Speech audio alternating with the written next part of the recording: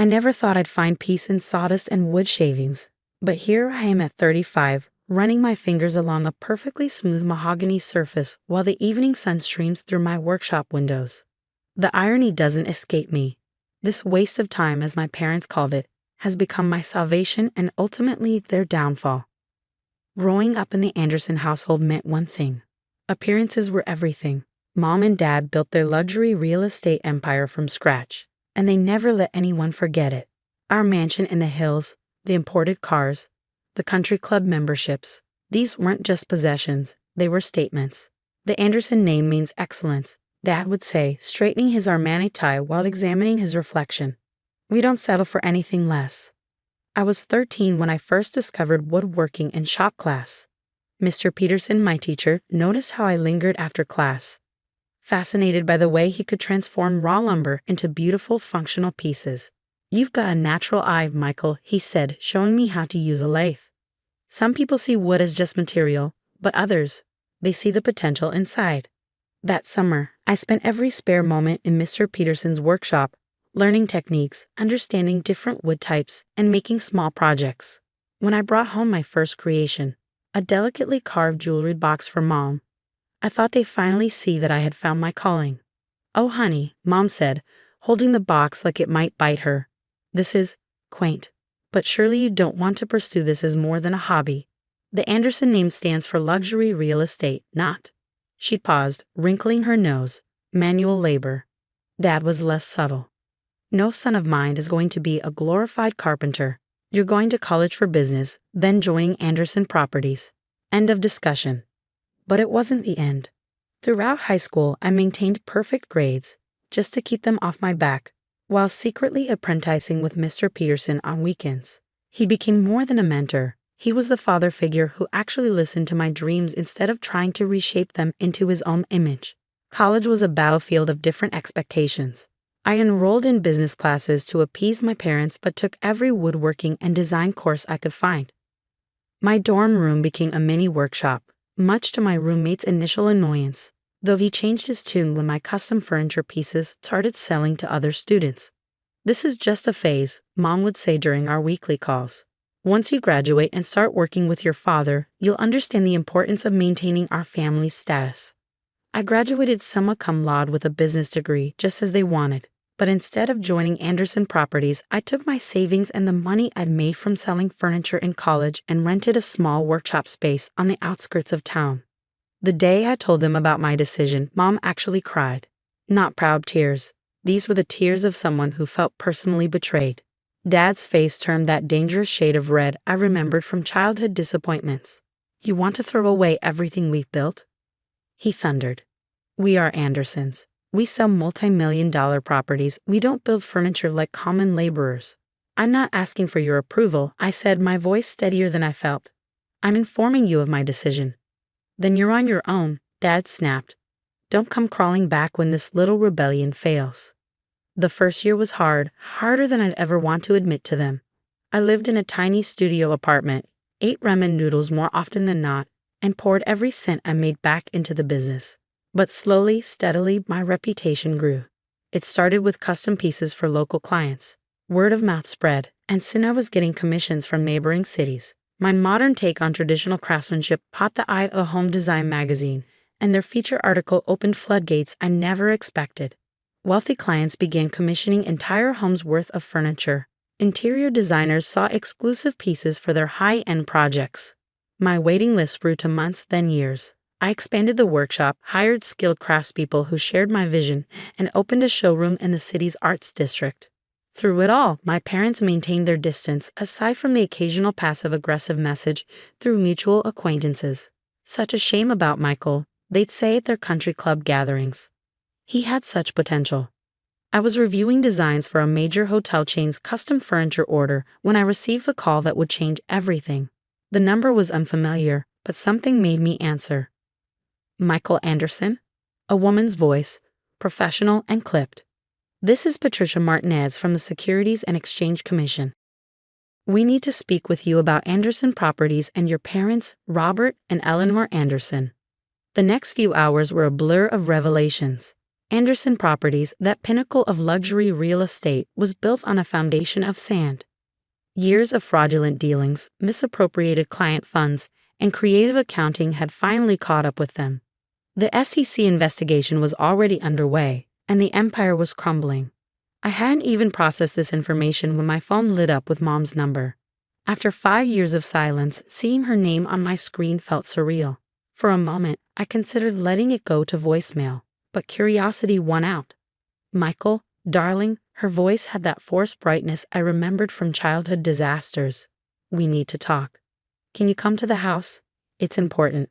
I agreed to meet them that evening, more out of morbid curiosity than any sense of filial duty. As I drove up the familiar winding driveway to their mansion, I couldn't help but notice the property's signs of neglect: untrimmed hedges, faded paint, a general air of decline that would have been unthinkable in my childhood. Mom and Dad were waiting in the living room, perched on their Italian leather sofa like actors in a play about wealthy people. But the glamour had worn thin. Dad's designer suit looked slightly frayed at the cuffs, Mom's jewelry seemed excessive rather than elegant, and there was a desperation in their eyes I'd never seen before. "Son," Dad began, attempting his old authoritative tone but falling short. "We find ourselves in a temporary financial situation." I held up my hand, cutting him off. "I know about the SEC investigation." They exchanged glances, and Mom leaned forward, her voice dropping to a conspiratorial whisper. "Then you understand why we need your help. Just until this misunderstanding is sorted out." Misunderstanding? I couldn't help but laugh. "Is that what we're calling federal fraud charges now?" "Don't be dramatic," Dad snapped, but the effect was somewhat undermined by the slight tremor in his voice. "We need $2 million to cover some irregularities in the books. Once we get past this rough patch, we'll pay you back with interest." I sat there, stunned by their audacity. "Let me get this straight," I said slowly. "You want $2 million from your son, a glorified carpenter, the one who's wasting his life on manual labor?" "Well, we've heard your little furniture business is doing quite well," Mom said, trying to smile. "And family helps family, darling, you know that." "Family helps family," I repeated, the words tasting bitter in my mouth. Where was that sentiment when I needed your support? When I was starting out? When I was struggling to make ends meet? That was different. Dad waved his hand dismissively. "That was you being stubborn, choosing a lower path. This is serious." I stood up, reaching into my jacket pocket. "You're right, this is serious, which is why I brought something to show you." From my jacket pocket, I pulled out a thick envelope and placed it on their imported marble coffee table, the same table where they'd once told me I was throwing my life away by pursuing woodworking. "What's this?" Mom asked, reaching for the envelope with manicured fingers that trembled slightly. "Open it." They leaned forward together, Dad's reading glasses perched on his nose as they examined the documents inside. I watched their faces change as comprehension dawned, first confusion, then disbelief, and finally, something close to horror. This can't be right," Dad stammered, shuffling through the papers again. "Oh, but it is," I said, standing up to look out their floor-to-ceiling windows. The view of the city below used to intimidate me as a child. Now it just seemed distant, like a photograph of someone else's life. Anderson Custom Furniture was acquired last month by Berkshire Matthews International for $87 million.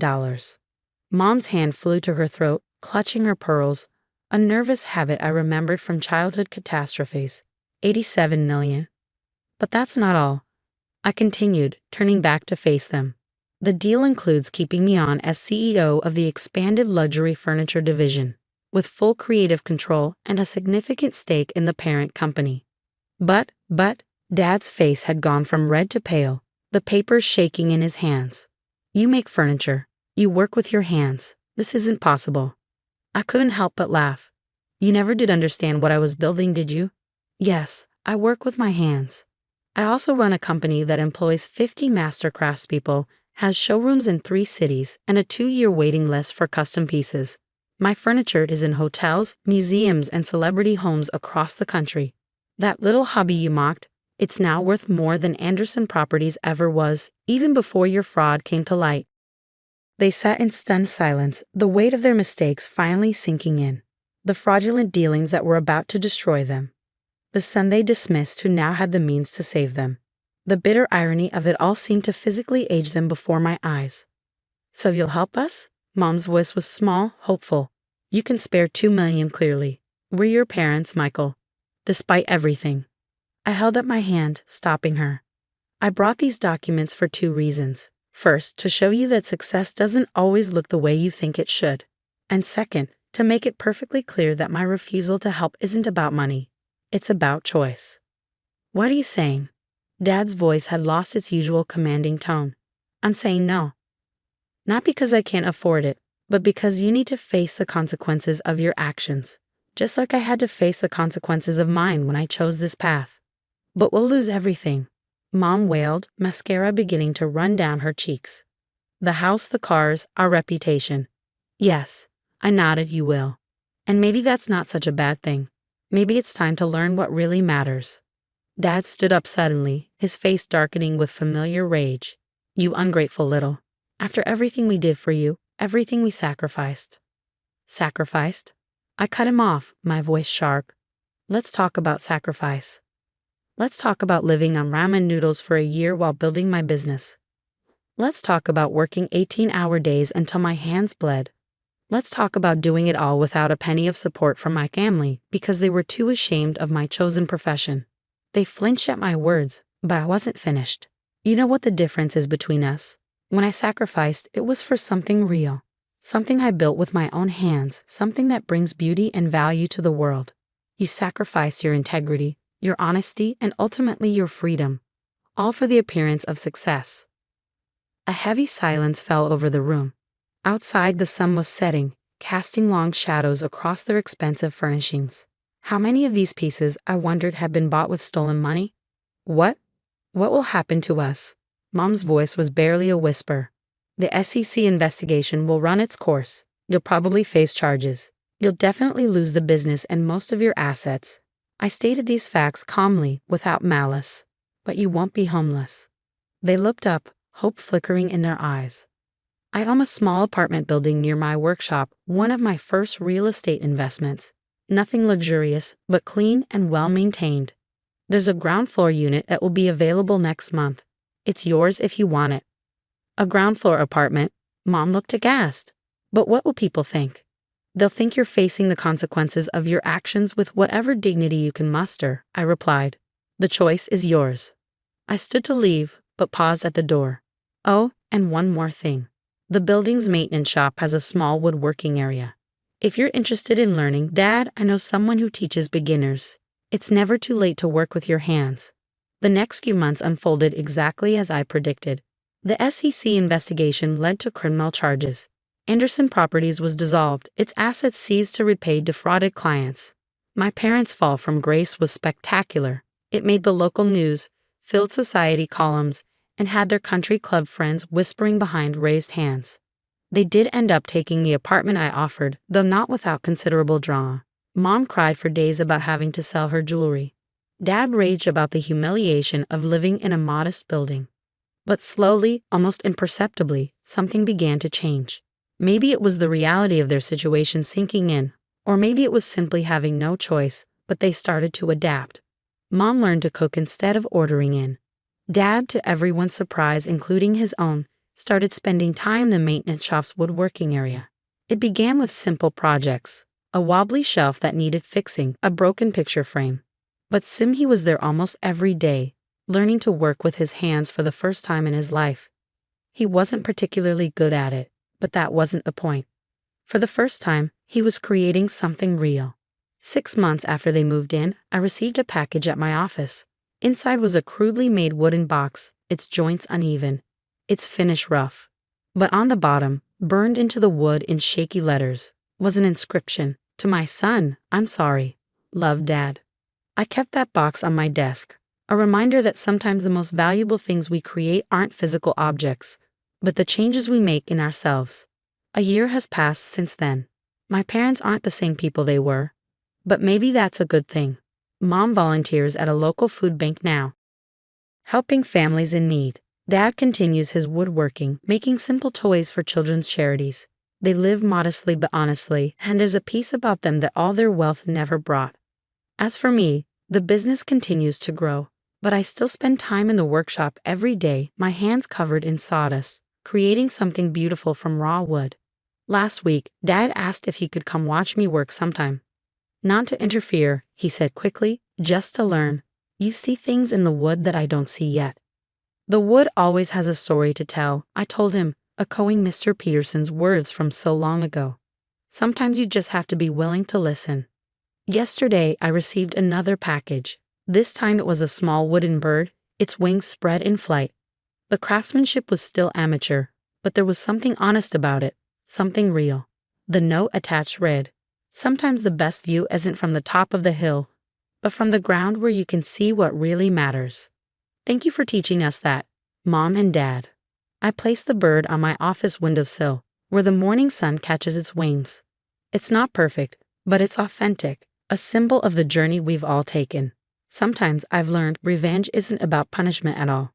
Sometimes it's about giving people the opportunity to become better versions of themselves, even if the path there isn't what anyone expected. The workshop still smells of sawdust and possibility, just like it did when I first started. But now sometimes when I'm working late, I hear the sound of tools from the maintenance shop below. And I smile, knowing that even the hardest woods can change their grain, if given the chance to grow in a new direction.